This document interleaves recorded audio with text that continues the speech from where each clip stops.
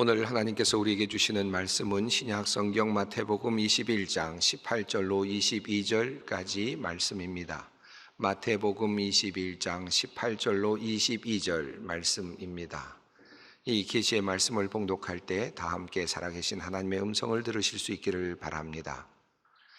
이른 아침에 성으로 들어오실 때에 시장하신지라 길가에서 한 무화과 나무를 보시고 그리로 가사 잎사귀 밖에 아무것도 찾지 못하시고 나무에게 이르시되 이제부터 영원토록 내가 열매를 맺지 못하리라 하시니 무화과 나무가 곧 마른지라. 제자들이 보고 이상히 여겨 이르되 무화과 나무가 어찌하여 곧 말랐나이까. 예수께서 대답하여 이르시되 내가 진실로 너희에게 이르노니 만일 너희가 믿음이 있고 의심하지 아니하면 이 무화과 나무에게 된 이런 일만 할 뿐 아니라 이 산더러 들려 바다에 던져지라 하여도 될 것이요 너희가 기도할 때에 무엇이든지 믿고 구하는 것은 다 받으리라 하시니라. 아멘. 성경에 나오는 이야기 중에서 흥미는 우리에게 끌고 있지만 그러나 이해하기가 쉽지 않은 그런 이야기를 꼽으라고 한다면 그 중에 하나가 예수님께서 길을 가시다가 무화과 나무를 보시고 무화과 나무에 열매가 없는 것을 확인하신 후에 무화과 나무를 저주하신 그 이야기가 아닐까 생각합니다. 이 이야기는 마태복음과 그리고 마가복음 두 곳에 소개되고 있는 이야기입니다. 시기적으로는 예수님께서 고난당하시는 바로 그 주간 월요일에 있었던 일이고 예수님께서 십자가를 지시기 나흘 전에 일어났던 일입니다. 또 배경으로 본다면 마태복음에 따르면 예수님께서 예루살렘으로 올라가셔서 나귀를 타고 들어가셔서 호산나 그렇게 찬양을 받으신 후에 성전에 올라가셔서 그곳에서 성전을 깨끗하게 정리하시고 또 그곳에서 물건 파는 사람들을 다 내쫓으신 다음에 다시 베다니로 내려오셨다가 하룻밤을 주무시고 다시 예루살렘 성으로 올라가시던 중에 길가에서 일어났던 일로 그렇게 기록되고 있습니다. 예수님께서 아침에 성으로 올라오시다가 길가에서 한 무화과 나무를 보셨습니다. 그리고 그곳에 가셔서 열매가 있는지 살펴보십니다. 무성한 나무였지만 그러나 그곳에는 열매가 없었습니다. 그러자 예수님께서 이렇게 말씀하십니다. 이제부터 영원토록 내가 열매를 맺지 못하리라. 이렇게 저주를 내리시는 거죠. 마태복음에 따르면 즉시 그 나무가 말랐다라고 그렇게 기록이 되어 있습니다.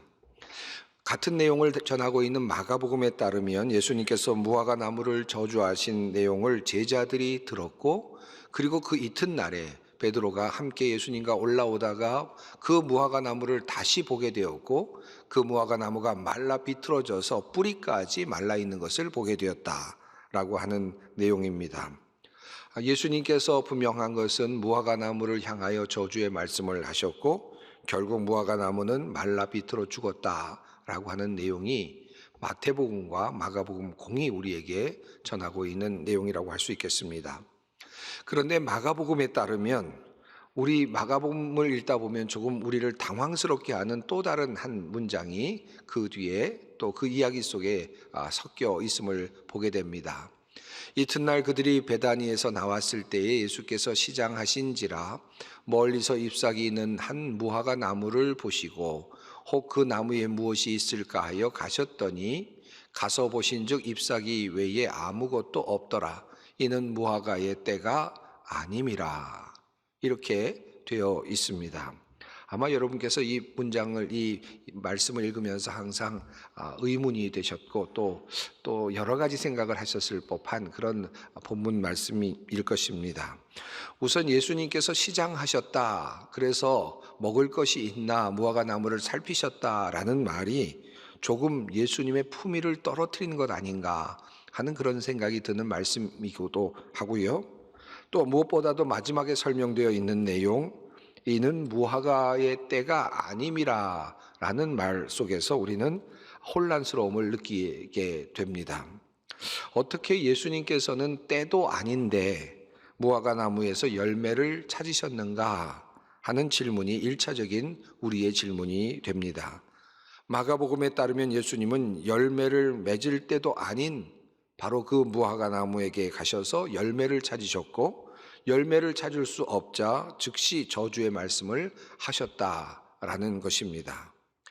그렇다면 예수님은 도대체 이 사건을 통하여 어떤 이야기를 하고 싶어 하셨을까요?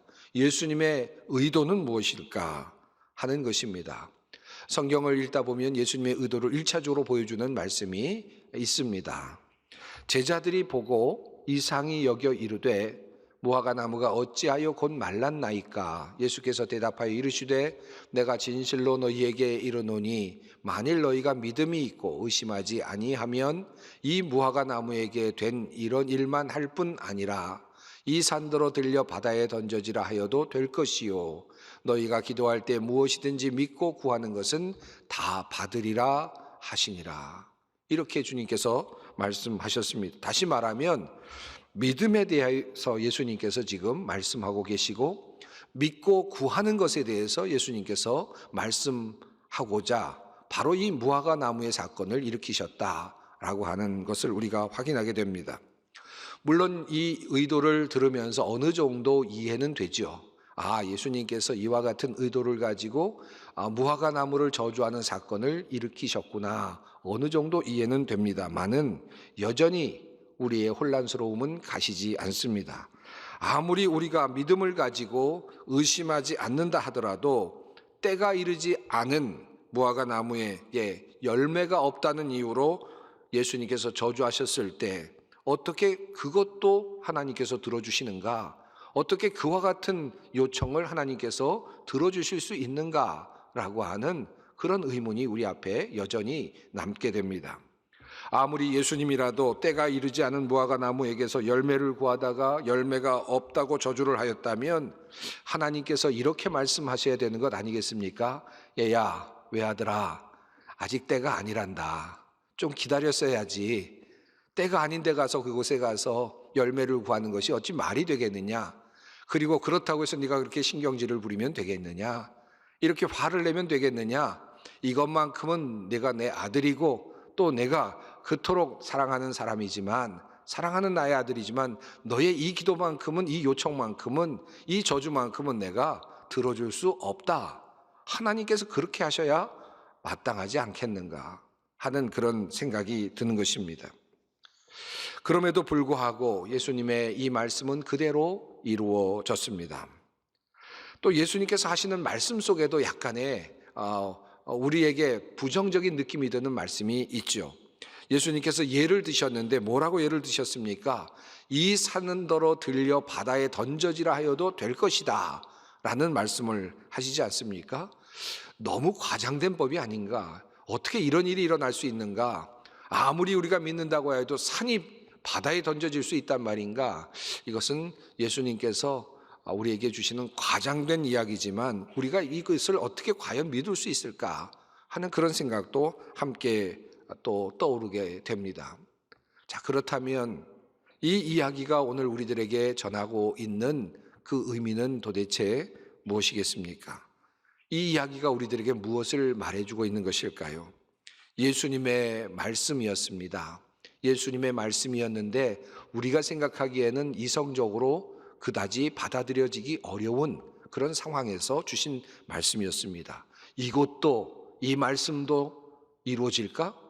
이런 말씀도 예수님의 말씀이지만 아무리 그러하더라도 이런 말씀도 이루어질 수 있을까? 어떻게 이런 말씀까지도 이루어질 수 있단 말인가? 라고 의심이 될 정도의 사건이었습니다. 그럼에도 불구하고 예수님의 말씀은 이루어졌습니다. 이것은 우리에게 무엇을 전해줍니까? 예수님의 말씀은 단 한마디도 그저 땅에 떨어지지 않는다 라는 사실을 우리에게 알려줍니다. 비록 그가 시장하여서 화가 나서 하신 말씀이라 하실지라도 이루어진다라고 하는 사실을 우리에게 예로 보여주셨습니다. 아직 때가 아님에도 불구하고 무화과 나무의 열매를 내지 못하였다고 저주하신 말씀이 그대로 이루어졌다는 사실에서 우리는 예수님의 말씀의 능력을 다시 한번 확인하게 됩니다. 예수님의 말씀은 하나도 땅에 떨어진 것이 없습니다. 어떤 상황에서도 우리의 이성이 이것쯤은 아닐 것 같은데 라고 생각되는 그 순간에서도 예수님의 말씀은 그 어떤 것도 땅에 떨어지지 않았다는 말씀입니다. 예수님께서 한마디를 하시자 즉시로 그 말씀대로 이루어졌습니다. 무화과 나무가 말랐습니다. 예수님의 말씀의 능력입니다. 조금 상황적으로 적절하지 않은 상황에서 예수님께서 무화과 나무를 저주하셨습니다. 잘못 말씀하셨다라고 판단이 될 수도 있을 법한 사건입니다. 그럼에도 불구하고 나무는 말씀대로 말랐습니다. 그만큼 주님의 말씀은 능력이 있습니다. 그 주님의 말씀을 능력을 극단적으로 우리에게 보여주는 사건이라 할 수 있습니다. 그런데 그분께서 이렇게 말씀하십니다. 무엇이든지 기도하고 구하는 것은 받은 줄로 믿으라. 주님의 말씀이 떨어진 것입니다. 주님께서 무화과 나무를 저주하셨듯이 이제 또다시 다른 말씀으로 주님께서 말씀하신 이 말씀, 무엇이든지 기도하고 구하는 것은 받은 줄로 믿으라. 이 말씀은 절대로 이제 땅에 떨어지지 않을 것입니다. 때를 따졌다면 무화과는 말라서는 안 되지요. 예수님의 말씀은 실현되어서도 안 됩니다. 도리어 무화과 나무는 변호받아 마땅합니다. 열매가 없는 것이 무화과 나무의 잘못이 아니기 때문입니다. 때가 아직 아니었기 때문이죠. 얼마든지 무화과 나무는 변명할 수 있고 변호받을 수 있습니다. 하지만 때가 아님에도 믿음으로 기도하는 내용은 이루어진다. 하나님 예수 그리스도의 말씀은 그대로 이루어진다라고 하는 놀라운 사건을 우리에게 성경은 증언하고 있습니다. 한 가지 우리가 오늘 본문과 이야기의 흐름 속에서 조금 더 넓게 살펴보아야 할 것이 있습니다. 예수님의 이러한 무화과 나무의 저주 이야기와 더불어서 함께 마태복음 역시 그리고 마가복음 역시 함께 이루어지고 있는 또 다른 이야기가 이어지고 있는 또 다른 이야기가 있습니다. 그것은 바로 성전 정화 사건입니다. 예수님께서 마지막 순환을 당하시기 위하여 예루살렘 성으로 올라가셨을 때의 일입니다. 예수님께서 성전에 들어가셔서 성전 안에서 매매하고 있는 사람들을 내어 쫓으시고 돈 바꾸는 사람들, 비둘기 바꾸는 사람들의 상을 둘러 엎으셨다라고 하는 이야기가 성경에 이어서 나타나고 있습니다. 성전에 올라가셔서 예수님께서 성전을 깨끗하게 하셨다라고 성경은 말하고 있지만 사실 당시에 예수님은 성전에 올라가셔서 성전 안에서 난동을 부리신 셈이었습니다. 상을 둘러 엎으시고 의자를 던지시고 사람들을 내어 쫓으시는 사건이었습니다. 그렇게 하심으로 예수님은 마치 세상 사람들에게는 미친 사람처럼 그렇게 보였습니다. 그러나 그렇게 하심으로 예수님은 성전을 깨끗게 하셨다고 성경 우리에게 증언합니다. 그만큼 예수님께서는 성전을 바르게 세우기를 원하셨습니다. 성전을 올바르게 세워내기를 원하셨습니다. 바른 성전의 기능을 하기를 원하셨습니다. 주님께서 이렇게 말씀하시죠. 기록된 바 내 집은 기도하는 집이라 일컬음을 받으리라 하였거늘 너희는 강도의 소굴을 만드는 도다. 예수님께서 성전을 정화하시면서 하신 말씀입니다. 성전이 어떤 기능을 하는 것이냐? 바로 그것은 내 집은 기도하는 집이다 라고 그렇게 주님께서 말씀하신 것입니다. 한 가지 중요한 단어가 계속 이어지고 있음을 확인하게 됩니다. 바로 기도입니다. 무화과 나무를 저주하시는 사건 속에서도 기도에 대한 이야기가 흘러가고 있고, 그리고 성전을 정화시키는 이야기 속에서도 기도에 대한 이야기가 이어져 가고 있는 것입니다.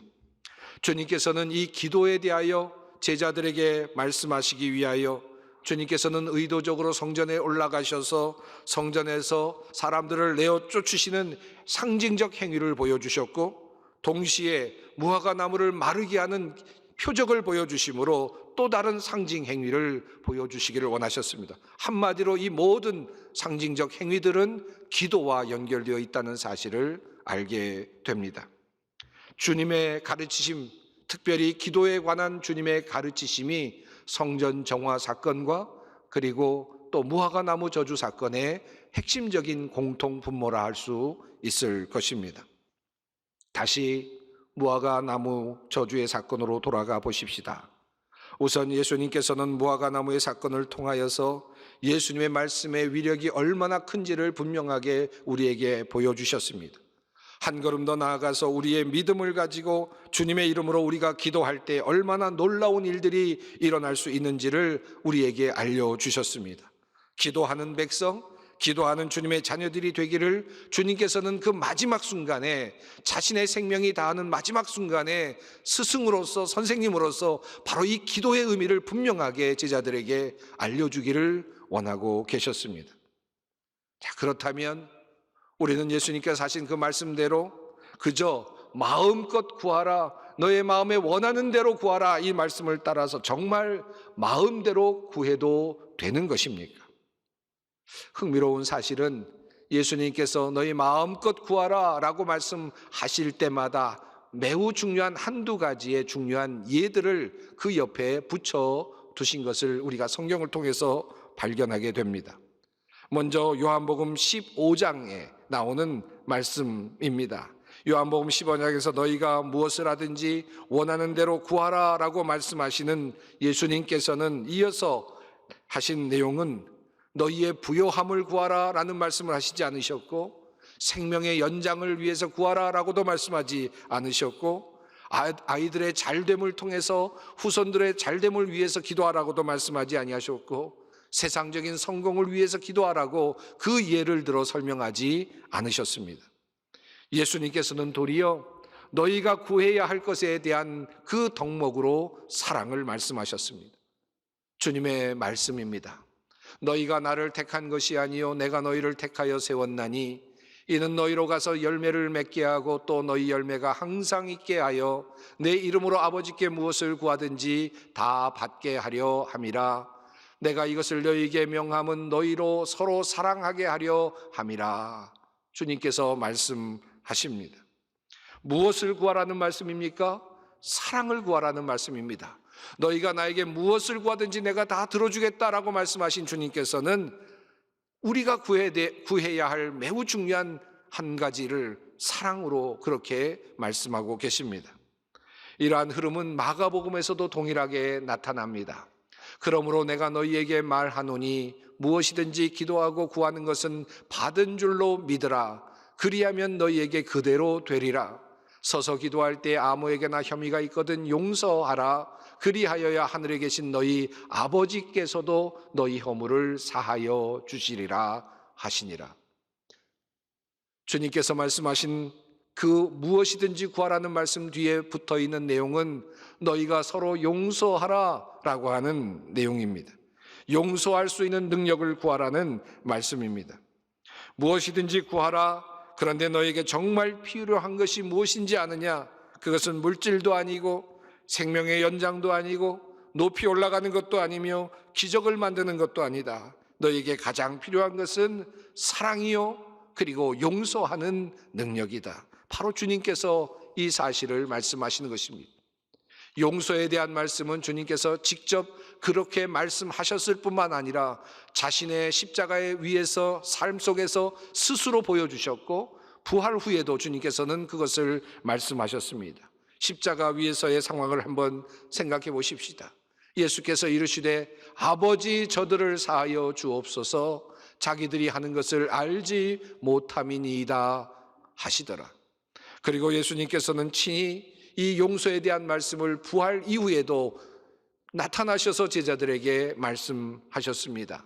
예수께서 또 이르시되 너희에게 평강이 있을지어다. 아버지께서 나를 보내신 것 같이 나도 너희를 보내노라. 이 말씀을 하시고 그들을 향하사 숨을 내쉬며 이르시되 성령을 받으라. 너희가 누구의 죄든지 사하면 사하여질 것이요 누구의 죄든지 그대로 두면 그대로 있으리라 하시니라.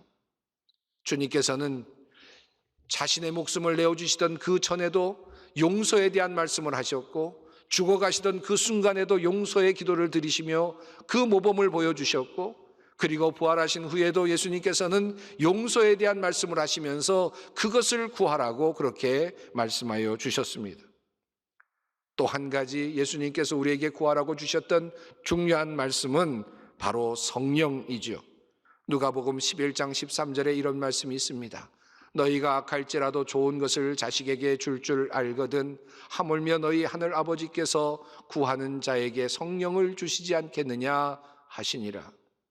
무엇이든지 구하라 말씀하신 주님께서는 하물며 하나님께서 너희에게 성령을 주시지 않겠느냐라고 말씀을 하시는 것입니다. 도대체 우리는 무엇을 구해야 합니까? 무엇이든지 구하라 라고 말씀하시는 주님의 명령 이후에 나왔던 그 우리가 구해야 할 것들, 성령을 받으라, 그리고 용서할 수 있는 그런 마음을 주님으로부터 받으라, 그것을 구하라, 사랑을 구하라. 바로 주님께서는 그렇게 우리들에게, 제자들에게 말씀하고 계십니다. 여러분, 여기까지 설교를 들으시면서 여러분의 마음은 어떻습니까?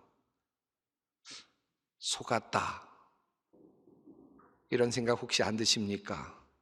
구하라, 그러면 다 얻을 것이다, 이 말씀에 힘을 얻어서 내가 모든 것 다 구하면 다 얻을 수 있겠구나 라는 생각을 했는데, 그저 구하라는 것이 성령이고, 그저 구하라는 것이 용서고, 그저 구하라는 것이 사랑이라고 속았다, 이렇게 생각하시는 분이 혹시 있을지도 모르겠습니다.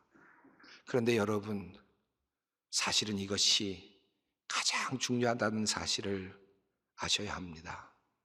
여러분이 성령의 힘을 얻게 되고 성령으로 거듭나게 되면 여러분의 시야가, 여러분의 모든 시선이 바뀌게 됩니다.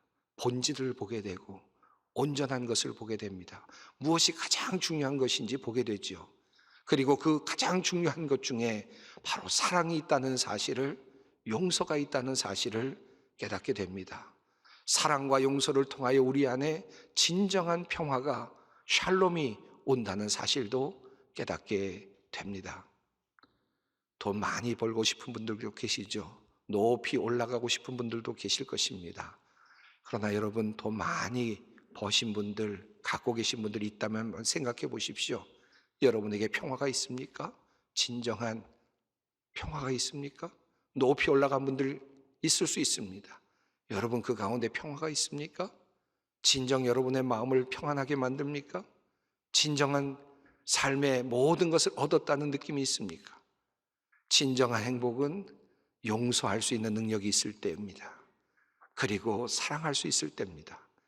돈이 많든 돈이 적든 사랑이 있을 때, 용서가 있을 때, 그때 평화가 있고 삶의 충실함이 있는 것입니다. 그것이 바로 우리에게 주어진 하나님의 축복인 것입니다. 그리고 하나님께서는 이것을 먼저 우리들에게 구하라고 말씀하십니다. 너희는 먼저 그의 나라와 그의 의를 구하라. 그리하면 이 모든 것을 너희에게 더하시리라.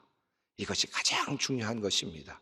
이 토대 위에 우리의 부유함도, 그리고 우리의 또 노력을 통한 우리의 어떤 여러 가지 명예도, 성공도 쌓여져야만 합니다. 그래야만 이것이 의미가 있고 이것이 진정한 축복이 되는 것입니다. 그저 높이만 올라간다고 해서, 그저 많은 것을 갖게 된다고 해서 축복이 결코 아니라는 사실입니다. 그러므로 우리가 반드시 구해야 할 것은 사랑이요, 그리고 용서요, 그리고 성령의 역사하심입니다. 그 바탕 위에 모든 것이 세워질 때, 그 위에 모든 것이 덧입혀질 때 우리는 진정 이 땅에서 행복한 사람이 될 것이며 복받은 사람이 될 것이며 하나님의 은혜를 누리는 사람이 될 것입니다. 오늘 하나님의 말씀 가운데서 우리가 무엇을 구해야 하는지 주님께서 말씀해 주셨습니다. 이 믿음으로 오늘을 살고 또 기도의 자리로 나가는 우리 모두가 되기를 간절히 소망합니다. 기도하겠습니다. 사랑의 하나님, 생수의 근원이 되시는 주님으로부터 생명의 물줄기를 받아 마시는 우리들입니다. 주님께서 우리에게 기도를 가르쳐 주시고 무엇을 위해 기도할지 기도의 우선순위를 알려주셨으니 감사합니다. 성령을 간절히 구하오니 이 부활의 절기에 성령을 기다리며 준비하게 하옵소서. 그로부터 내려오는 사랑과 용서의 능력을 얻게 하시고 무엇을 구하든지 얻게 하여 주시옵소서.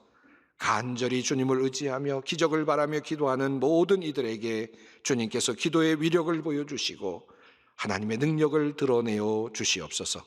예수님의 이름으로 기도드립니다. 아멘.